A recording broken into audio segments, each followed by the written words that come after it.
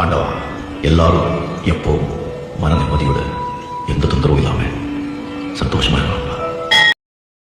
இந்த வீடியோவில் ஆபாச வார்த்தைகள் பயன்படுத்தப்பட்டிருக்கு. என்னங்கடா கெட்ட வார்த்தைலாம் பேசி வீடியோ போகிறீங்க அப்படின்னு கேட்டிங்கன்னா, 4 பேர் சிரிக்கிறதுக்காக 40 கெட்ட வார்த்தை யூஸ் பண்ணால் தப்பு கிடையாது. ஸோ கெட்ட வார்த்தைலாம் கேட்கக்கூடாதுன்னு நினைக்கிறவங்க இந்த வீடியோவை தள்ளிட்டு போயிடலாம். ஹலோ வணக்கம் நண்பர்களே, நான் உங்கள் செய்யன் ராம் பேசுகிறேன். இருந்துட்டு போ. நான் ஆல்ரெடி சொன்ன மாதிரி God of War 4க்கு முன்னாடி ஒரு காமிக் இருக்குது. அந்த காமிக் ஸ்டோரி தான் இப்போ நம்ம பார்க்க போகிறோம். God of War 2018 comic story. கதை கேட்க ரெடியாடா. கதை என்னன்னா, நார்ஸ் மைத்தாலஜிக்கு போனதுக்கப்புறம் கிரேட்டோஸ் வந்து ஃபேயை கல்யாணம் பண்ணி அட்ரேஸ்னு ஒரு பையன் பிறகுறான். இதான் வந்து கிரேட்டோஸோட ஃபேமிலி. இவங்க 3 பேர் தான் வந்து ஒரு வீட்டில் காட்டில் நடுவில் வாழ்ந்துனுக்குறாங்க. ஆனால் கிரேட்டோஸ்க்கு வந்து அந்த கோபம் வெறுப்பு அப்படின்ற விஷயம் வந்து இவ்வளோ வருஷம் கடந்தும் அது வந்து மனசில் இருந்துனே இருக்கும். ஒருத்தரை பார்த்து என்ன பிரச்சனைன்னு சொல்ல முடியும். உங்களை பற்றி சொல்லட்டா? உங்களுக்குள்ள ஒரு பெரிய ரகசியம் இருக்கு. பெரிய மர்மம், சோகம், பகை, வன்மம், என்னென்னமோ அதெல்லாம் மறைக்க தானே எப்படி ஜாலியா இருக்கிற மாதிரி நடிக்கிறீங்க. என்னங்க இது எல்லாமே அப்படியே புட்டு புட்டு வைக்கிறீங்க? இந்த மாதிரி கிரேட்டோஸ் வந்து டெய்லியும் காட்டுக்கு போய் ஏதாச்சும் சேலஞ்ச் கிடைக்குமான்னு தேடுவான். அதே மாதிரி டெய்லியும் அந்த காடும் ஏதாவது ஒரு ஃபைட் கொடுக்கும். அந்த காடுகளில் சர்வை பண்ணுறது அப்படின்னு சொல்லி தர போனான். நான் பேர் கிரில்ஸ், பிரிட்டிஷ் ராணுவ படையில் பணிபுரிந்திருக்கிறேன். நமக்கு உடனடியா புரதச்சத்து தேவைப்படுது. திரட்டனை குளம்பரட்டல் பண்ற மாதிரி எல்லாரும் ஒண்ணு சேர்ந்து அவர் பாடி லாங்குவேஜே பாருங்க சார். அதே மாதிரி கிரேட்டோஸ் முன்னாடி ஒரு 2 வானங்க வருது. கிரேட்டோஸ் வந்து வாங்கடா அப்படின்ற மாதிரி சொல்லிட்டு அப்புறம் அப்படியே கட் பண்ணுறாங்க. கட் பண்ணால் கிரேட்டோஸ் வந்து அந்த ஃபைட்டை முடிச்சுட்டு வீட்டில் உட்காந்துக்கிறான். அவன் உடம்புல அடி இருக்கும்ல, அதெல்லாம் வந்து கட்டு போட்டு உட்காந்துக்கிறான். அப்போ வந்து ஃபே கேட்குறான், என்ன மாமோ இன்னைக்கு கரடி கூட சண்டையா அப்படின்னு ஃபே கேட்குறா. இல்லை வானங்க கூட சண்டை அப்படின்னு கிரேட்டோஸ் சொல்கிறான். என் பொண்டாட்டி என்னமோ நான் காட்டுக்கு சண்டை போட தான் போகிறேன் அப்படின்னு நினச்சினுக்கிறா. ஆனால் அதான் கிடையாது அப்படின்னு சொல்லி மறுபடியும் கட் பண்ணி வானங்க கூட சண்டை போட்டான்ல அந்த சீனை காமிக்கிறாங்க. அந்த வானங்க என்ன பண்ணுது, கிரேட்டோஸை கடிச்சு கறி எடுக்குதுங்க. ஆனால் கிரேட்டோஸ் வந்து சண்டை போட மாட்டேன் அப்படின்ட்டு மனசுக்குள்ள சொல்லினே இருக்கான். அவன் வந்து ரேஜ் கண்ட்ரோல் பண்ணுறான். அவன் வந்து கோபத்தை கண்ட்ரோல் பண்ணணும் அப்படின்ற மைண்ட் செட்டில் இருக்கான். அந்த கடிக்கிற வானங்கள்லாம் வந்து திருப்பி அடிக்காமல் எல்லாத்தையும் வந்து தள்ளி விட்றான். ஃபைட் அடிக்கல. இப்படியே வந்து ஃபைட்டு போயிட்டே இருக்கிறப்ப அந்த வானங்க வந்து அடிச்சு டயர்ட் ஆயிடுதுங்க. அப்போ கிரேட்டோஸ் என்ன நினச்சிக்கிறான், ஓகே நம்ம இப்போ ரேஜ் கண்ட்ரோல் பண்ணிட்டோம் அப்படின்னு நினைக்கிறான். அவன் தூக்கி போட்ட வானகில் ஒன்று மலைமாடு மகேஷ் வந்து கல்லை வச்சு நசுக்கி சாவடிக்கிறான். என்னடா இதுன்னு பார்த்தா 2 ட்ரோல்ஸ் வருங்க. அப்படியே கட் பண்ணா வாடா மகனே சாப்பாடு ஆயிடுச்சுன்னு ஃபே வந்து அட்ரேஸை கூப்பிட்றான். உங்கள் அப்பா இன்னைக்கு வானகை கூட சண்டை போட்டுக்கிறான் அப்படின்னு சொல்கிறா. அப்போ அட்ரேஸ் வந்து நீங்கள் இன்னைக்கு வெளியே போகிறப்ப கையில் வெப்பனே எடுத்துன்னு போலியே, வெறும் கையிலே போட்டு தள்ளிட்டியாப்பா மாசுபானி அப்படின்னு அட்ரேஸ் சொல்கிறான். உனக்கு ஒன்றும் புரியல, நான் இன்னைக்கு தோத்துட்டேன் அப்படின்னு கிரேட்டோஸ் சொல்கிறான். ஆனால் நீங்கள் தான் சண்டையில் ஜெயிச்சிட்டிங்களே அப்படின்னு அட்ரேஸ் கேட்க, என் எனிமிஸை வேணா நான் தோக்கடிச்சுக்கலாம், ஆனால் என்கிட்டே நான் தோத்துட்டேன் அப்படின்ட்டு வந்து கிரேட்டோஸ் சொல்கிறான். அப்படியே கட் பண்ணி அந்த ஃபைட் சீனை காமிக்கிறாங்க.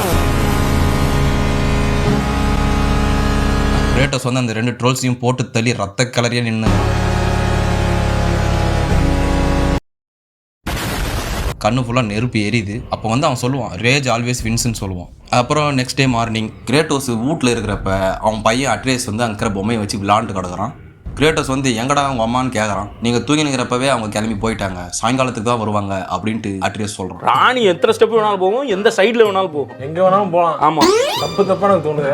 டேய் ராஜா ஒரு ஸ்டெப் தான் போக முடியும். ராணி ராஜா கூட தானே இருக்கணும். ஆமா. ராஜா விட்டு ஓடிட்டு மாதிரி தெரிஞ்சா எப்படி? டேய் அவங்க வாரத்துக்குள்ளே அங்கே மரத்தில் வெட்டி வைக்க சொன்னாங்க அப்படின்ட்டு அட்ரேஸ் சொல்கிறான். நான் காட்டுக்கு போயிட்டு வரேன், வீட்டில் நீ சும்மா தானே இருக்க, நீயே இந்த மரத்தில் வெட்டி வைன்னு கிரேட்டோஸ் சொல்கிறான். மறுபடியும் காட்டுக்கு போயிட்டு டெஸ்ட் பண்ண போகிறீங்களா உங்களை அப்படின்னு சொல்கிறான். ஆமாம் நீ கிரேட்டோஸ் கிளம்புறான். டெய்லியும் இவருக்கு இதான் வேலை, காட்டுக்கு போயிட்டு ஏதாச்சும் ஒரு அனிமலை செடியூஸ் பண்ணியிருப்பாரு. அந்த மாதிரி காட்டுக்குள்ளே போகிறப்ப 2 நரியை பார்க்குறாரு. நிறைய உன என்னடா அதுக்கிட்ட வந்து சண்டை போடுறான். கிரேட்டோஸ்க்கு கீப் ஹிஸ் ஆங்கர் கண்ட்ரோலில் வைக்கணும்னு தோணும். அதனால நல்லா மூஞ்செல்லாம் வேறப்பா வச்சுட்டு அப்படியே சண்டைக்கு போகிற மாதிரி வெறியா ரெடி ஆகிற மாதிரி ஆகிட்டு, இல்லை ஃபைட்டு கேன்சல் அப்படின்னு அவன் பாட்டுக்கு போகிறான். அப்புறம் கிரேட்டோஸ் அந்த காட்டில் கை வைக்கிறப்ப ஒரு கிழவன் கரடிக்கிட்டு கடி வாங்கிக்கிறத பார்க்குறான். நமக்கு எதுக்கு வம்பு அப்படின்னு கிரேட்டோஸ் போகலான்னு தான் பார்க்குறான். ஆனால் அந்த கிழவன் என்ன ஹெல்ப் பண்ணுங்கோலே அப்படின்ட்டு புரியாத பாஷையில பேசுகிறான். கிரேட்டோஸ்க்கு வர ரேஜ் கண்ட்ரோல் இஷ்யூ இருக்குல்ல, அதனால போய் கிரேட்டோஸ் அந்த கரடியை வந்து அட்டாக் பண்ண போகிறான். அப்புறம் அந்த கரடியோட தவடாவை கிழிச்சு கிரேட்டோஸ் சாவடிச்சிடறான். அப்புறம் அந்த கிழவனும் ஏதோ ஒரு புரியாத பாஷையில பேசிட்டு செத்து போயிடுறான். கிழவன் மேலே இறக்கப்பட்டு கரடி மேலே கோவப்பட்டு இப்போ 2 பேரும் ஊப்பிட்டு போயிட்டாங்களே அப்படின்ட்டு கிரேட்டோஸ்க்கு ஒரு வருத்தம். சூத்த மூட்டு போயிட்டு இருந்தால் 2 பேரில் ஒருத்தன் பொழைச்சிட்டுப்பான் அப்படின்ற ஒரு எண்ணம் கிரேட்டோஸ்க்கு வருது. ஹாரி பாட்டரில் வந்து செவுத்துக்குள்ளே போவாங்களே, அந்த மாதிரி கிரேட்டோஸ் ஒரு பாறைக்குள்ளே போகிறான். அது வந்து ஒரு போர்ட்டல் மாதிரி இருக்குது. கிரேட்டோஸ் வந்து இந்த மாதிரி போர்ட்டலில் போன விஷயத்தை வந்து அங்கே காட்டுவாசிங்கெல்லாம் பார்த்துட்றானுங்க. ஜோலிக்கே பீச்சேக்காக தேரிக்கு மாக்கிச்சோ அப்படின்னு கிரேட்டோஸை சைலண்டாக ஃபாலோ பண்ணுறாங்க. கிரேட்டோஸ் வீட்டுக்கு போய் பார்த்தா அட்ரேஸ் இன்னும் அந்த பொம்மையை வச்சு விளையாண்டு தான் இருக்கிறான். விறகு வேட்ட சொன்னால் அந்த வேலையை அவன் செய்யவே இல்லை. எந்த புண்டிக்கும் லைக் இல்லை. இவனை பெற்றதுக்கு 2 கிலோ அரிசி பெற்று விட்டுக்கலாம். என்னடா அவங்க அம்மா இன்னும் வரலையா அப்படின்னு கேட்குறான். இல்லப்பா அப்படின்னு அட்ரேஸ் சொல்கிறான். சரி இந்த விறகுலாம் நீ வெட்டு அப்படின்னு சொல்கிறப்போ புசு புசுன்னு ஒரு சவுண்டு. திரும்பி பார்த்தா அந்த காட்டுவாசிங்களும் வந்துருக்குறாங்க. யாரா நீங்களாம் அப்படின்னு கிரேட்டோஸ் கேட்குறான். ஒழுங்கு மாதிரி அந்த இடத்த விட்டு போயிருங்க அப்படின்னு சொல்கிறான். அப்போ அந்த காட்டுவாசிங்க மறுபடியும் புரியாத பாஷையிலேயே பேசுகிறானுங்க. அப்போ தான் அட்ரீஸ் அங்கே தமிழ் டப்பிங் பண்ணுறான்.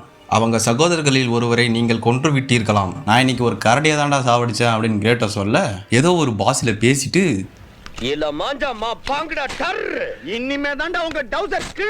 குபாரன் கரடியா மாறிடுறானுங்க. சண்டை எவியா போகுது. ஆனா கிரேட்டோஸ் கிட்ட இப்ப வந்து லிவாய்த்தன் ஆக்ஸ் இல்ல. ஏன்னா அவங்க பொண்டாடி தான் அதை தூக்கிட்டு போயிட்டாலே. அந்த கரடி பசங்களை கிரேட்டோஸ் அடி போடுறான். மாத்தி மாத்தி குத்திக்கிறானுவோ. அப்போ அட்ரீஸ் கரடியை அடிக்க வரப்போ கிரேட்டோஸ் ஒரு ஹெவி அட்டாக் பண்றான்.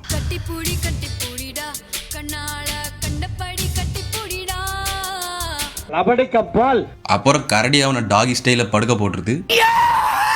அப்ப அங்க விறக வெட்ட வச்சு இந்த ஆக்ஸை எடுத்து கிரேட்டோஸ் அந்த கரடி மண்டையிலே இறக்கிறான். தென் அந்த கரடி பசங்க மறுபடியும் ஏதோ புரியாத மாதிரி பேசி எஸ்கேப் போயிடறானுவோ. அவனுங்களை விடக்கூடாது அப்படின்ட்டு வாடா பாய் அப்படின்ட்டு கிரேட்டோஸ் அவனை கூப்பிட்டுட்டு இருக்கிற வெப்பனை எடுத்துட்டு சண்டைக்கு போறான்.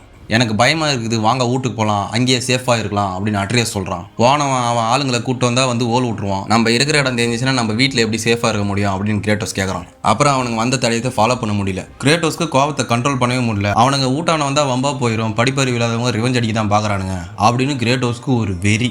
எப்போ என்னப்பா பண்றதுன்னு அட்ரீஸ் கேட்க கத்தியை திட்டாம புத்தியை திட்டணும் அப்படின்னு கிரேட்டோஸ் பிளானிங். அப்ப அட்ரீஸ் எனக்கு ஒரு சூனியக்காரி இருக்கிற இடம் தெரியும், அம்மா அங்க அடிக்கடி போவாங்க, என்ன ஒரே ஒரு டைம் மட்டும் கூட்டு போனாங்க அப்படின்றான். வாங்க போய் பார்க்கலாம் அப்படின்னு சொல்ல சரி நான் அட்ரீஸ் சொல்றது கரெக்டா இருக்கும் அப்படின்னு அவனை வழியை காமிக்க சொல்லி கிரேட்டோஸ் ஃபாலோ பண்ணி போறான். அப்போ கிரேட்டோஸ்க்கு வந்து பையனை பத்தி ஒரு திங்கிங். பையன் ஒன்றும் தெரியாத மண்ணு கூதியா இருக்கான், சின்ன பையனா இருக்கான், வாயில பழத்தை வச்சா கூட கடிக்க தெரியாத மாதிரி நான் வளர்த்து வச்சுன்னு இருக்கேன், ஆனா ஒரு நாள் அவன் பழத்தை கடிக்குவான் அப்படின்னு அவன் மனசுக்குள்ளே சொல்லிக்கிறான். அட்ரீஸ்க்கு வந்து ஒரே சந்தோஷம். கிரேட்டோஸ் எப்பயும் அவன் பேச்சு கேட்டதே கிடையாது, ஆனா இந்த மாதிரி இன்னும் ஃபாலோ பண்ணி வராரு அப்படின்ட்டு வாப்பா கமான் கமான் அப்படின்னு கூட்டு போறான். அங்க பாரு போய் அங்க ஒரு கொட்டாய் இருக்குது அப்படின்னு அட்ரீஸ் சொல்றான். இங்கே ஏற மகனே நான் என்னன்னு போய் பாக்குறேன்னு கிரேட்டோஸ் போறான். உள்ளவாடா கிரேட்டோஸ் அப்படின்ட்டு அந்த சூனியக்காரி கூப்பிடுறா. உள்ள போய் பார்த்தா அவ குருமா கிட்டி நிற்கிறா. உன்னை பத்தி எல்லாமே எனக்கு தெரியும்னு கிரேட்டோஸை பத்தி புட்டு புட்டு வைக்கிறாவ. நீ உன் கோவத்தை கட்டுப்படுத்தணும் அப்படின்னு அவன் அட்வைஸ் பண்றா. எடக்கு முடக்கா பேசாம ஹெல்ப் பண்றேன்ட்டு கிரேட்டோஸ் கேட்கறான். நீ தேடுற ஆளுங்க பேர் பெர்சகர்ஸ் அப்படின்றா. இந்த பெர்சகர்ஸ்னா யாருன்னா ஒரு வைக்கிங்ஸ் மாதிரி வீரம் நிறைஞ்சவங்க, வீர பரம்பரை, ஆண்ட பரம்பரை மாதிரி அவங்க வீர பரம்பரை. இந்த மாதிரி இந்த பெர்சகர்ஸ்லாம் ஒரு காலத்துல இந்த ஏரியாவுக்கு பெரிய பிரச்சனையா இருந்தாங்க. இப்போ அவனுங்க மவுஸ் கொஞ்சம் குறைஞ்சிருச்சு. ஆனா அவனுங்களுக்குன்னு அவங்க ஒரு காடை உருவாக்கி தன்னோட ரத்தத்தையும் விசுவாசத்தையும் அந்த காடுக்கு தராங்க. அனிமல்ஸோட ஆவியை வச்சு அந்த பவரை அப்சர்வ் பண்ணிக்குது அந்த கடவுள். அவனுங்க எப்பெல்லாம் கோவப்படுறாங்களோ அப்பதான் இவங்க பவர் எல்லாம் ஒர்க் ஆகும். ஆனா அந்த பவர் அவங்களுக்கு கொடுக்கறது வந்து அந்த காடோட சிலை தான். அதுதான் வந்து அந்த பவரை ஃபோக்கஸ் பண்ணி அவங்களுக்கு கொடுக்குது. அவனுங்களுக்கு மூளையே வேலை செய்யாது, கோவப்பட மட்டும் தான் அவனுங்களுக்கு தெரியும். அதனால தான் அவங்க பவரை வச்சு அவங்க நிறைய பிளண்டர் மிஸ்டேக் பண்ணிட்டானுங்க. கிளவி சொல்றதுலேயே ஒரு லாஜிக் இருக்குது. நானும் என் ரேஜெல்லாம் கண்ட்ரோல் பண்ணணும் அப்படின்ட்டு கிரேட்டோஸ் மனசுலேயே நினச்சிக்கிட்டு சரி கிளவி எங்கே இருக்கானுங்க அந்த பசங்க அப்படின்னு கேட்குறான். அவனுக்கு இருக்கிற இடத்த கண்டுபிடிக்கணும்னா அதுக்கு ஒரு சடங்கு பண்ணணும்டா.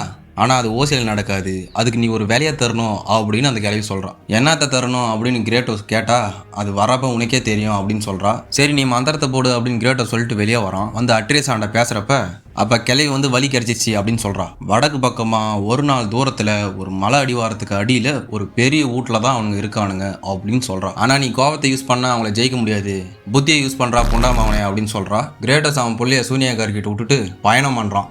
காடு மலை முளையெல்லாம் கிராஸ் பண்ணி போகிறான். அந்த ஒரு நாள் ட்ராவல் பண்ண எண்டிங்கில் அவன் அந்த வீடை பார்த்துட்றான். அந்த காட்டுவாசிங்க வீட்டுக்குள்ளே கிரேட்டோஸ் போகிறப்ப அந்த டோட்டமை பார்க்குறான். இந்த தோட்டம்னா உடனே தோட்டம்னு நினச்சிக்காதீங்க, ஜோக் இல்லை, இட் மீன்ஸ் தெய்வ சின்னம். இந்த கரடி பயலுங்க தூங்குறானுங்க. இந்த கேப்பில் நைஸாக போய் அந்த சிலையை உடச்சிட்டோன்னா பிரச்சனையே இருக்காது அப்படின்ட்டு கிரேட்டோஸ் போகிறான். அப்போ அவன் அந்த சிலையை தொட போகிறப்ப அவன் பின்னாடி இருந்த ஒரு கரடி பையன் கிங்கினி மிங்கினின்னு கத்திடுறான். அவன் பேசுறது ஒன்றுமே புரியல. உங்க சப்பா செட்டுக்கு சப்பா இங்க சிப்பியாத்தூர், இங்க சப்பா தௌதோ உங்க சிப்பியாத்தூர். என்னது உண்டையா? கிரேட்டோஸ் வந்து சரியான மலுமட்டையாக இருக்கான். அவனுங்களுக்கு தான் இவன் பேசுறது புரியாது, இருந்தாலும் பரவாயில்லன்னு கான்வர்சேஷன் போடுறான். நீங்க என்ன உயிரோட விட்டா நான் உங்களை உயிரோட விடுறேன். அவன் பின்னாடி இந்த எல்லா காட்டுவாசிகளும் வந்து கரடியா மாறிடுறானுங்க. அவன் போய் அந்த கரடிங்க கிட்டலாம் அடியும் வாங்கின்னு பயங்கரமா சண்டை போட்டுக்கிறான். மாரியின் வேற மாதிரி பாடல்.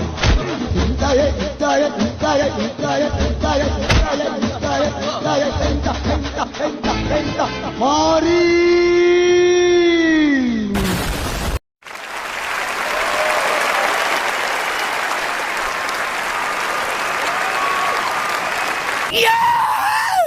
அப்போ ஒரு கரடியை போட்டு தள்ளிடுறான். கிரேட்டோஸ் என்னதான் ஒரு வெறியான ஆளாக இருந்தாலும் அந்த கரடி பசங்களாம் ஒரு ரேஜோட இருக்கிறனால அவனுங்களெல்லாம் சமாளிக்க முடியாது. அந்த கிளவி சொல்கிறதுல ஒரு லாஜிக் இருக்குது.